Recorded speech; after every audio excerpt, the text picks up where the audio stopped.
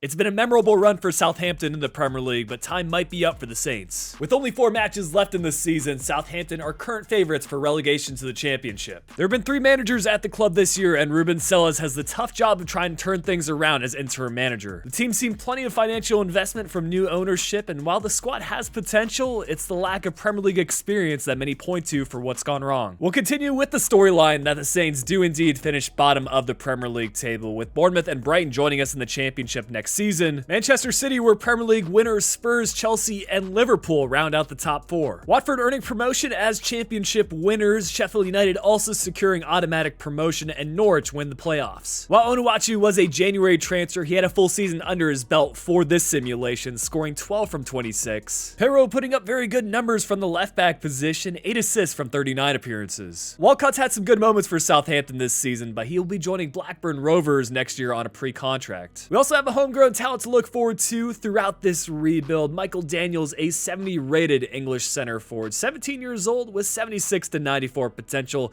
Take a look at his attributes. He's going to be better suited as a right winger, achieving a +4 in his rating over the course of the season with that position change. And because we didn't make any signings in season 1, I thought we'd build upon our network of youth academy scouts, adding a 5-star scout from Northern Ireland and a 5-star scout from Spain. Considering we got relegated, a 67 manager rating isn't all that bad, and hopefully we can achieve an immediate promotion from the Championship. Season 2 of the rebuild, and it's safe to assume that the starting 11 you see now will not be the same upon the close of the summer transfer window. But Southampton is still my favorite club to record a career mode with. If you're enjoying the content, leave a like on the video and subscribe to the channel. For board objectives, we should be able to check some of these off fairly easily, but the main one is domestic success. We need to win the Championship and also reach the round of 16 of the FA Cup. And despite relegation, we've somehow seen a rise to our transfer budget, surpassing 100 million. But the clear out of players will start with an icon of the club in James Ward-Prowse. With permission to leave in case Southampton earn relegation, I was disappointed not to receive any Premier League offers. There are rumors linking Ward-Prowse to Aston Villa and Newcastle, but this randomizer included each of the traditional top 6 to determine where our captain will be headed. Liverpool win the spin. They're embarking on a rebuild of their own, overhauling their current midfield. If you want to achieve the same sort of thing for your own saves, you just need to include the player as part of a swap deal. We'll be taking a loss on the transfer, but it's a positive in terms of realism. Ward-Prowse certainly wasn't the only player to leave. Some of these transfers were quite realistic. Others, I was just looking to clear out of the club as they should be playing at a Championship level. 2 players I individually wanted to highlight though include Romeo Lavia, who is extremely underrated in career mode considering some clubs want to sign him for close to 50 million, and Adam Armstrong, who I would have liked to keep in the Championship, but he requested a transfer away. But we'll have plenty of arrivals to talk about, starting with Alex Oxlade-Chamberlain. His contract is up at Liverpool and his future club will be decided soon. I think Southampton would be the perfect next step for him. Another graduate of the club's youth academy will guarantee him enough minutes to find top form and hopefully stay injury-free. Because a few defenders left the club, I think Modibo Sagnon could be the perfect replacement on the left side. He spent the last 2 seasons out on loan from Sociedad, but he originally joined during the same transfer window as Alexander Isak and Martin Odegaard. Of course, both of them are in the Premier League, so why not sign Jan? He's a strong defender, could still use some development in his technical skills on the ball, but hopefully the Championship will give him enough matches to improve in that regard. This deal ended up being only 5 million for the transfer, not bad for a first team player, and less than his current valuation of 7.5 million. We've already got a promising striker with Sekou Mara, but I want to add squad depth in Fraser Hornby, originally part of Everton's youth academy. He was signed by Stade de Reims in 2020. Has been sent out on loan quite a few times, including 2 spells in Belgium, first with Kortrijk and next with Ostende. He's going to offer us that target man build in a striker, just something different in case certain matches call for it. And as an added bonus, we signed him for less than his valuation of 2.1 million. I definitely wanted to act upon Celis's history as an assistant manager at Copenhagen from January 2021 to summer 2022. Elias Yellert has been getting quite a bit of recognition over at Copenhagen, recently getting the call up to the Danish national team. Despite his young age, he's proven himself as a consistent defender and seems like the perfect talent that we can develop in the Championship to become a future Premier League fullback. We're really not spending all that much here in this summer, only 4 million to complete the signing, as Yellert, already showing great potential, has an valuation of 3.7 million. We've added squad depth both in defense and at attack, but now we want to strengthen our midfield with Adrian Bernabé, a player that I've signed a couple of times so far in FIFA 23, one of my favorite Road to Glory players with a a real face scan. Part of Manchester City's youth academy, he has shined with Parma, and many consider him to be at a good enough level to be featuring in Serie A or comparable leagues like the Bundesliga. This was actually our most expensive signing of this summer, finalizing at 7.5 million. It seems like Parma has caught on to the rumors about his potential, as he's only valued at 4.9 million. But slowly but surely, we'll start adding some more players to our youth academy network, starting with a scout in England for 9 months searching for any type of player, Wales for 9 months also searching for any type of talent, and finally covering the Republic of Ireland for the rest of the season looking for any type of player. Our first of many championship fixtures will be against Blackburn Rovers, the team that Theo Walcott just joined. But here's a new look starting 11. Even with all of our departures out of the club, we still got plenty of quality in the team. Stevens is taken over as captain with Ward-Prowse's departure, and you might be surprised to see Nathan Tella over at right mid. He's proven with Burnley this season that he's good enough to be playing in the Premier League, but I certainly wouldn't mind for him to replicate some of his championship tallies that he's made this season. The most important thing though is that we start stacking up victories and hopefully get right back to the Premier League as we start the season with a 1-0 win against Blackburn Rovers. Fingers crossed our form continues here to the halfway point of Season 2, and heading into January, we actually received the Manager Award for the previous month due to our performance, not losing a single match. However, it is Brighton that sit 1 point ahead of us in the championship standings. It looks like it'll be a battle between us, Brighton, and Burnley for automatic promotion spots. Couple of changes to our team, some vast improvements, especially at right back. Things have gone to plan for Yeller as he's grown to a 76 rating. And good news for some of our players that have been transferred out. Orsic is on a good run of form at Stuttgart at a 77 overall. But just one fixture remains in our championship season. It'll be against Sunderland at home. It'll need to be a win if we want to not only win the championship title, but even secure automatic promotion. And if things don't go our way, it very much is a possibility that we get sacked by the board. Fortunately, the squad is healthy, and this is an opportunity to redeem ourselves from last year's relegation. I'm sure there will be a few Southampton fans watching this video, and I'd love to hear your opinions on your season in the comments section below. It seems like the club plays well against some of the top teams, but can't get the job done against relatively routine opponents. Hopefully that won't be the case today as we start things off with an opportunity from Alcaraz, one of the bright spots in Southampton's season. And for scoreline updates, Brighton are leading in their fixture. Bournemouth are also winning resoundingly, so we need to pick up points. It'll be a change at the 60-minute mark, Diallo being brought off, and it's none other than Joe Aribo being brought on. It's been disappointing to see him not featured as much this year. He scored some really nice goals for Rangers, including a one in the Europa League final, but it's a foul just outside the box on Tella. This would usually be the ideal range for Ward-Prowse to score a set-piece goal. Unfortunately, we're unable to get the effort on target, so this match will end in a draw. Definitely not what I had in mind, so we'll need to rely on results around the league. When things are all said and done, we drop to second, so promotion is still secured for us, and this is probably a first. 3 teams reaching the Centurion mark. We get the advantage on Bournemouth due to goal difference. As far as the championship playoffs go, Bournemouth win their fixture against Middlesbrough on penalties. Preston advanced due to aggregate, and Preston also go on to defeat Bournemouth. Very unlucky for them to reach 100 points and still not get promoted. Relegation spots going to Swansea City, Peterborough, and Derby County. City go back-to-back in the Premier League with Liverpool, Chelsea, and Manchester United earning Champions League spots.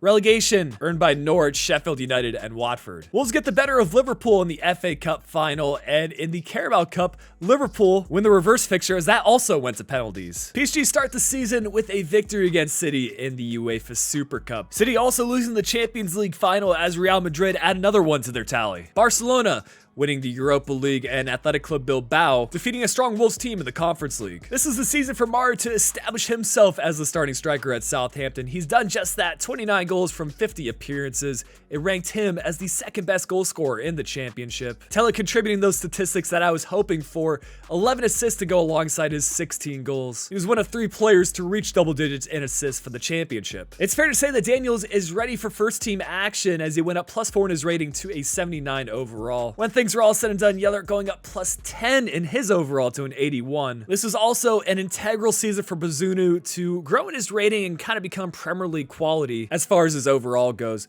Youth Academy promotions, we've got a goalkeeper from Wales, Tom Clark, 65 rated at 16 years old, 86 to 94 potential. Craig McDonald is a 64 rated center defensive mid from Ireland, 89 to 94 potential. Finally, Charlie Jordan, a 62 rated left back from England. The defender has 81 to 94 potential. We're right on the verge of getting sacked by the board, but we'll continue to season 3 with a 44 manager rating.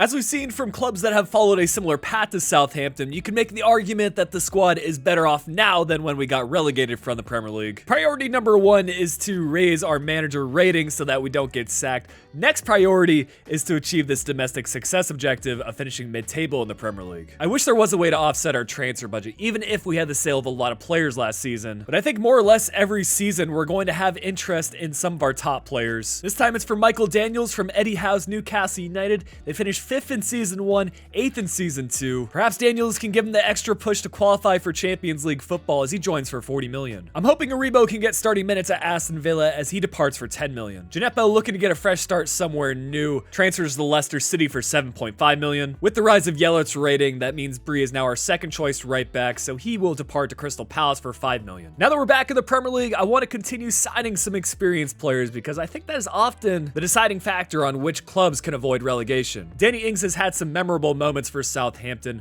For quite a few years, he was the primary source of goals, even scoring 22 goals during the 2019-2020 Premier League season. He left for roughly 30 million in the summer of 2021 to Aston Villa. He's now over at West Ham, who brought him in due to some injury concerns for Scamacca. While I would say Mara is still our starting striker, there is a high probability that Ings will get plenty of minutes. And I was glad he could join on a discounted fee as his contract was up at the end of the season. Our next signing will strengthen our midfield and likely be the starting center defensive mid for the entirety of this rebuild. Rafael Onyedika has made some smart moves, taking the step up from Michelin to Club Brugge in Champions League football. Wanted by some big sides around the world, including Milan, and I think he'll probably follow a 2 to 3 year timetable before he takes another step up to a top league like the Premier League. It was a 20 million transfer fee as Onyedika takes on the number 22 squad number for us. I think he could be valued upwards of 30 million by the end of the year. Speaking of Michelin, we're actually going to sign a player from their youth academy. Gustav Isaksson's reputation is quickly rising as he closes in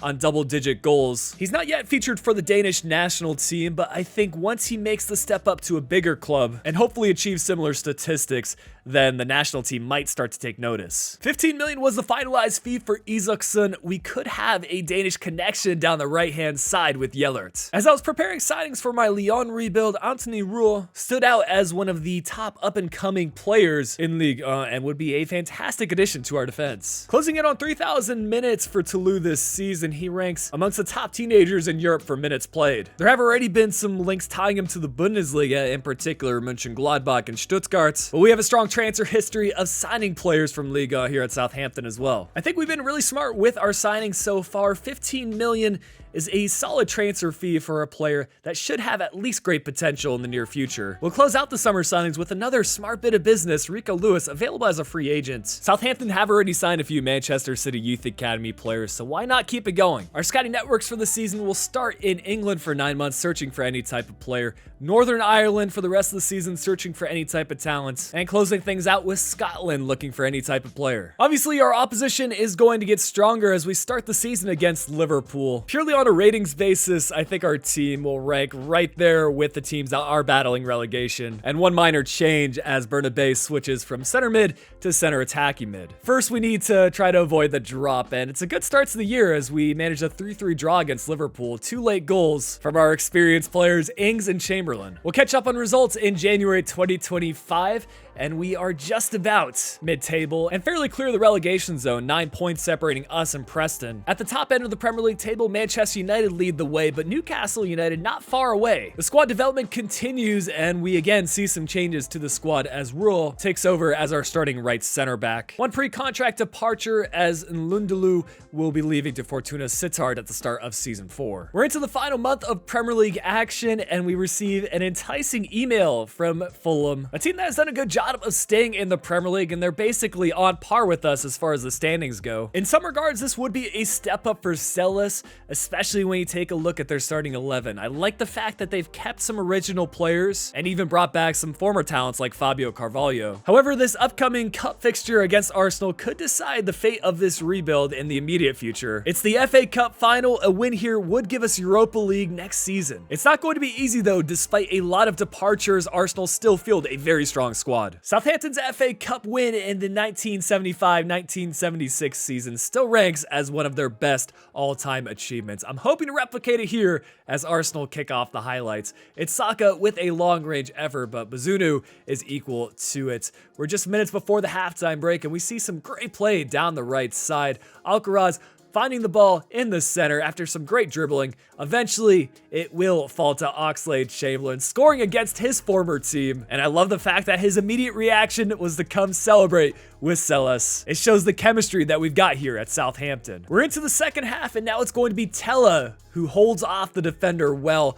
plays in an enticing cross, and how about this for a goal? Kamaldeen Sulemana with the diving effort. You don't see it too often, especially now that I've switched over to just letting the CPU battle against the CPU, but he is a skillful player, and if there's anyone in our squad that can pull it off, it's probably him. Just too much power behind the header for Ramsdale to keep it from going in. As we make a change in the 64th minute, Ings being brought on, hopefully to add an insurance goal and not let Arsenal back into this match. We were continuing to pile on the pressure as it's Sulemana again down this left-hand side, playing the ball in the center, and Ings nearly gets on the goal-scoring sheet, but the 2 goals was enough for us to see out this victory, and Oxlade-Chamberlain now taking over as captain for the squad. What a story in the later stages of his career as he's become a key player for us here at the Saints. I don't think we could have asked for a better season, achieving that mid-table target in the Premier League and winning the FA Cup. Manchester United will take away the Premier League title away from City this season.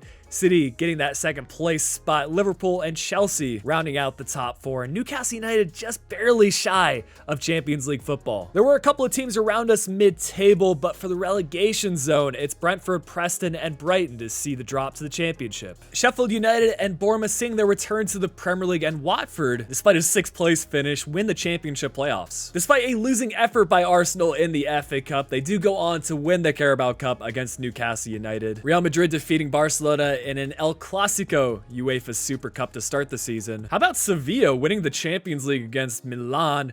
Bayern winning the Europa League in an all-German final against Eintracht Frankfurt, and Marseille picking up the Conference League title against Lazio. Not only did he score great goals, he also led us in goals scored. Sulemana 15 from 44. Unable to rank into the top 15, but Gonzalo Ramos with 26 from 36 won the Golden Boot. Tella didn't quite put up the same numbers as he did in the Championship, but I'll take 8 goals and 9 assists every single season. Both him and Oxlade-Chamberlain ranking in the top 10 as Mo Salah and Bruno Fernandes share the award for most assists. This will be the first time we can check on some youth academy players out on loan. Craig McDonald up +3 to a 67 rating. Clark going up +7 during a short-term loan spell and growing to a 72 overall. Charlie Jordan going up +8 all the way up to a 70 rating. Also happy to give an update on Rico Lewis going up +7 in his rating to an 82 overall. But we found some great talents from this season's scouting reports. Aidan Lindsay is a 70 rated Scottish left winger with 87 to 93 potential. Leon Bentley, an English striker, 67 rated with 92 to 94 potential. This might be the first time we found a youth academy player that shares my first name. Jason McLaughlin, a 67 rated left winger from Northern Ireland, 83 to 89 potential. We've had a complete turnaround in our manager rating all the way up to 88 and Europa League football in season 4. I would argue Southampton's greatest moments came between 2015 and 2017 when they were consistently qualifying for the Europa League. A couple of changes to the squad as Lewis takes over as our starting right back due to his tremendous growth. Yellert still in the squad as left back is one of his secondary positions. Objectives aren't a huge priority for me this year as I think our player salary growth will actually increase over 15%.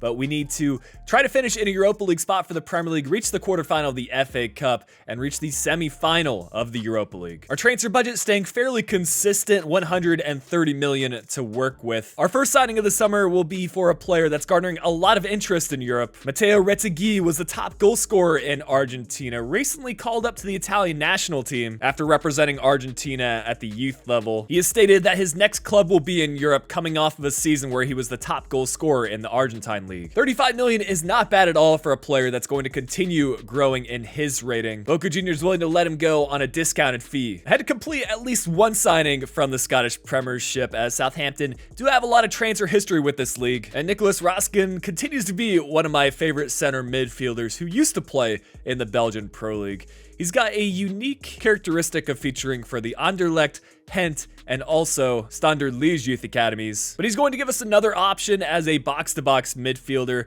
I think Oxlade-Chamberlain's still holding down the starting role, but it's a matter of time before his rating drops. These are some statement signings as we spend 25 million to complete the Raskin deal. Unlike the Retegui transfer, we had to pay above his valuation of 20.5 million. We didn't accept the Fulham job, but they were keen on signing some of our players. Parra, no longer our starting left back, will be heading to Craven Cottage on a 20 million transfer fee. This season's scouting network will consist of England for 9 months searching for any type of player. There are a few youth academies with connections to Southampton in the United States, so we'll be spending the season there to search for any type of player. And our Spanish scout will stay in Spain to search for any type of player. But we have a cup fixture to begin the season against Manchester United. This is the FA Community Shield, the Premier League winners versus the FA Cup winners. Luke Shaw, a former Southampton Youth Academy player, no longer at Manchester United and now featuring for Borussia Dortmund. But here's a new look at the squad. Retegui, now our starting striker, but I think Mara will still feature for us across all competitions. We put in a solid outing against United, but were unsuccessful on penalties, as we'll shift focus to the Europa League. Our group consisting of Braga, Dynamo Zagreb, and Vibo. One of our former players, Chaleta Tsar, at Braga at an 80 overall. Perkovic, the top talent at Dynamo Zagreb, a 75 rated center back. And Vibo have a 71 rated Spanish right winger with Mortimer. For the first time in the January transfer window, we have new competitions to check on, but we'll start in the Premier League. We again find ourselves mid-table. 10 points separating us and 6th place West Ham United, which is where we want to be. But points were evenly distributed in our Europa League group. We did, however, finish top. Unlucky for Dynamo Zagreb to be ahead of Braga on goal difference, but still drop down to the Conference League. But there are a couple of concerns in our starting 11, specifically for Yellert at the left back position. He suffered an injury in late December that'll leave him out for 3 months. We don't have as much cover in that area as I'd like, so we're going to turn towards the free agents, and I was happy to find a fairly high potential player with Alvaro Fernandez. The Real Madrid and Manchester United Youth Academy player has consistently featured for Preston this season, where he's been sent out on loan, and with potential in the lower 80s, he could even be a future starter for us. But with the January transfer window complete, we can head into the Europa League knockouts.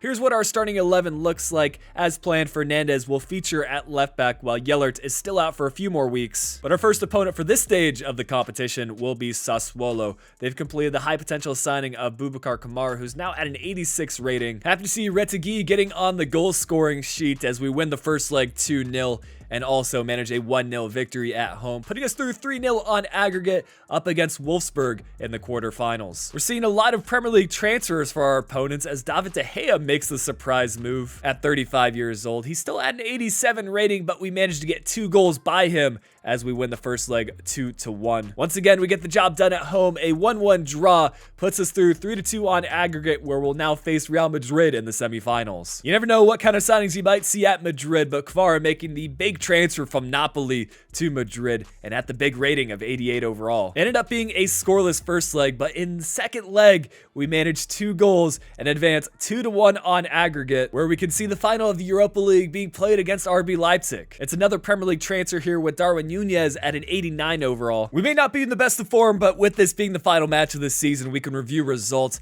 Not even completing a top 8 finish in the Premier League as Manchester City reclaim the Premier League title. We do, however, sit 9th, so a lot of pressure on us to win this Europa League final and take the step up to the Champions League. Watford, Aston Villa, and Nottingham Forest earning relegation to the Championship. It's Brentford and Brighton that earn automatic promotion, and Burnley win the Championship playoffs to return to the Prem. We started the season with a loss on penalties in the FA Community Shield and a 3rd round exit in the FA Cup to Liverpool. Liverpool go all the way to the final and defeat Manchester City on penalties. It was a solid outing from us in the Carabao Cup, where we lost to Arsenal 5-2 on aggregate in the semis. Liverpool also managing to win this competition as they defeat Arsenal 2-0 in the final. A lot of penalties in these cup competitions as Sevilla defeated Bayern in the UEFA Super Cup on pens. Manchester United defeating Borussia Dortmund in the Champions League final, and Real Sociedad will claim the Conference League title against against Fiorentina. Starting 11-wise, no changes since January. Fernandez still commanding that left back spot. Hopefully we can find our form and take the step up to the Champions League next season. Cup finals and back-to-back seasons for these traveling Southampton fans. You love to see it. Hopefully we can put in a solid performance as Oxlade-Chamberlain continues to command the midfield, playing through Tella, and a finesse shot effort to the far post will give us the 1-0 advantage. 25 minutes in, Tella really finding his form in real life with Burnley, and he seems to be matching that in this save as well. Nearly doubling our lead in the 30th minute, but we're into the second half. Retegui laying off the pass to Alcaraz, and Gulaski with another good save to keep the match close. But we were creating so many opportunities. This was a long-range effort from Retegui going off of the post, but it's Tella in the 60th minute that plays through Oxlade-Chamberlain. You got to rely on our captain, and he makes good on the opportunity, giving us a 2-0 lead. And judging by all the chances we were creating, this sealed the result for us. The story career of Oxlade-Chamberlain continues. If this ever happened, I feel like a documentary would be written on it. It's difficult what to make of this season, but at the end of the day, we win the Europa League, so I would count this as a success, as Retegui leads the club in goals scored, 27 from 55 for our new signing. He ranks in the top 10 for goals scored in the Premier League, and Heung-min Son claiming the Golden Boot award with 33 from 38. Sulemana still growing in his rating and leading the club in assists, 12 from 57. Two players from our club featuring in the top 15 for this category, Sulemana and Oxlade-Chamberlain. While he hasn't played as big of a role in this career mode as some of my previous ones, I do want to mention Danny Ings retires at the end of the season as a Europa League winner. But a lone update on our Youth Academy promoted players: Craig McDonald up +4 during a loan spell at Burnley. Jason McLaughlin up +6 to his 73 overall. Potentially our future #1 goalkeeper Tom Clark up +4 to his 76 rating. The high potential striker Leon Bentley up +8 to his 75 overall. Aiden Lindsay making the case to be the top Youth Academy talent at Southampton. The left winger's up +9 to a 79 rating. Charlie Jordan up +3 during a season-long loan spell at Union Berlin. And we're going to see some newly promoted talents with Cisco Beltran, a goalkeeper from Spain, 68 rated with 89 to 94 potential. Another goalkeeper with Jackson Parsons, the English 17-year-old, is 61 rated with 84 to 94 potential. And finally, our talent from the United States is Michael Graham, 58 rated right midfielder with 74 to 94 potential. I said it at the start of the season, objectives wouldn't be a huge priority, and our focus will be on the Champions League in Season 5. You've got to wonder how long we can keep this run of form going. While we've got a few star players in this Southampton team, we need to improve the quality of the squad for the Champions League. It's clear that the board wants us to make some defensive upgrades as we look to bring in a crucial defender. Also, finish in a Europa League spot, win the FA Cup, and reach the semi-final of the Champions League. Somehow our transfer budget has actually gone down despite moving up in terms of competitions. But it's an interesting case with Yeller. He had an incredible few first seasons with Southampton, but I think that injury really set him back. He's no longer our first choice right back. So I'm going to move forward with this offer from Barcelona to sign him for 33 million with his contract running out at the end of the season. Bernabé, one of our rotational players, will be heading to Atalanta on a 20 million transfer fee. Our second choice center defensive mid Diallo heading back to France as he signs for Nice for 15 million. And Edozie, never breaking into the first team, will sign with Levante for 8 million. A defensive upgrade will come in the form of Per Shores, the former Ajax Youth Academy player, has shined in his move to Serie A, where he's getting first team football with Torino. There are some links tying him to the Premier League, and he could follow in a similar career trajectory as Sven Botman, who apparently he's good friends with. We had to spend 40 million to complete the signing, but we wanted to bring in a first team defender. Per can be a sure thing for us, even if we had to spend 10 million more than his valuation. We brought in a good amount of high potential English players that play for some of the top teams, but we've got a different style of player with Alex Scott. He's taken the increasingly unconventional path of staying in the championship for Bristol City, where he's guaranteed minutes and continuous development of the player. Personally, I like the decision because when he feels like he's ready to take the step up, he's going to have top clubs interested in signing him. But this far into the save, Scott is certainly ready for the Premier League. 40 million is what we had to spend as he takes on the number 7 for us and will likely play a rotational role in the midfield. Once again, we've got a Super Cup to start the season, but this will be the UEFA Super Cup against the same opponent as last year, Manchester United. I think the improvements we've made in the summer makes our squad ready for the Champions League, and hopefully we can challenge in England as well. Couple of minor position changes with Tella now shifting to right wing. Sulemana will be a left winger from here on out. And you might have noticed one of our Youth Academy promoted players, Lindsay, Lee is featuring on the bench. He's got potential to be special, and he could see some big growth this season. Unfortunately, United continue to get the better of us in these cup fixtures as we lose 2-1. But here is our Champions League group. We've got Bayern, Stade Rennais, and Dynamo Kiev. Jamal Musiala is actually a former Southampton Youth Academy player before he made his move to Chelsea's Youth Academy, and then of course to Bayern, where he's now at a 92 rating. Richarlison making the transfer to France, where he features for Stade Rennais at an 84 overall. And Dynamo Kiev have Shaparenko, who's now up to an 84 overall at center mid. Really interested to see how we're doing in January, and at the halfway mark, we find ourselves third. Newcastle consistently becoming one of the top sides in England, but City are by far the best team in the Premier League for this rebuild as they sit top of the table. We've also done quite well in our Champions League group. A surprise as Bayern finished third. They'll be dropping to the Europa League for the rest of the season. No complaints from the starting 11. Raskin is now in the midfield, which means that we've got to give captaincy to another Southampton Youth Academy player with Nathan Tella. But the knockout stages of the Champions League begin against Atleti. They have completed the signing of Balogun. Can't wait to see what his rating is going to be within the next few years, but it's a scoreless draw in the first leg. The second leg goes into extra time, but Sulemana gets the 105th minute winner to put us through to the quarterfinals, where we'll face Liverpool. This is the first time we're checking on Ward-Prowse since his departure in Season 2.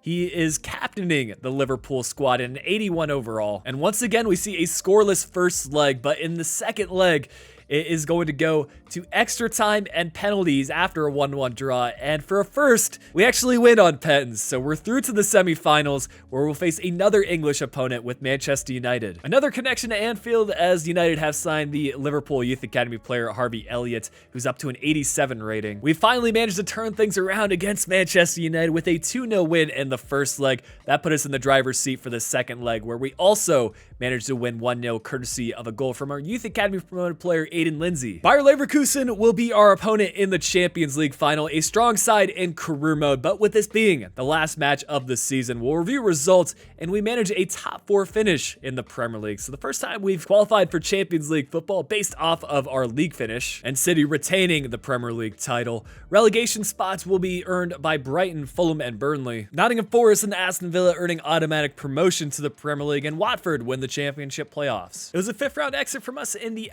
FA Cup, but it's Wolves to defeat Spurs in the final. It looks like our luck against United was only in the Champions League, as they defeated us in the quarterfinals of the Carabao Cup.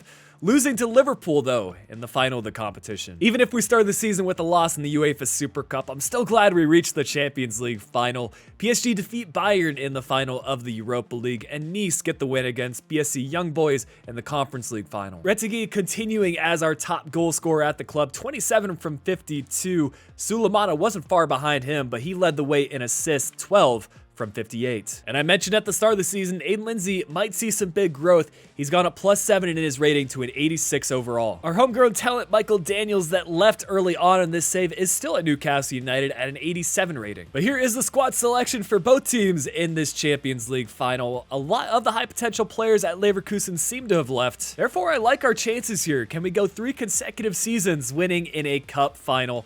And maybe Tella can be the top player for us as captain now at Southampton. But it's Retegui that starts things off, playing the ball through to Sulemana. He is going to play it back in the middle, where Lindsay, our Youth Academy promoted player, opens up the scoring 25 minutes in, and the Saints have taken the lead. Glad we could incorporate at least one Youth Academy player into our starting 11 when things were all said and done. Leverkusen looking to answer back as Frimpong found Evan Nilsson, but it's a good save from Bazunu, who did that time after time.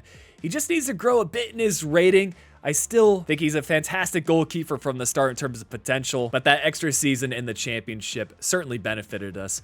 A Leverkusen player sent off with a straight red, which sealed the fate of this Champions League final. A 1-0 victory for the Saints, and in a fitting fashion, a lot of the players from our Youth Academy playing a key role in this Champions League final.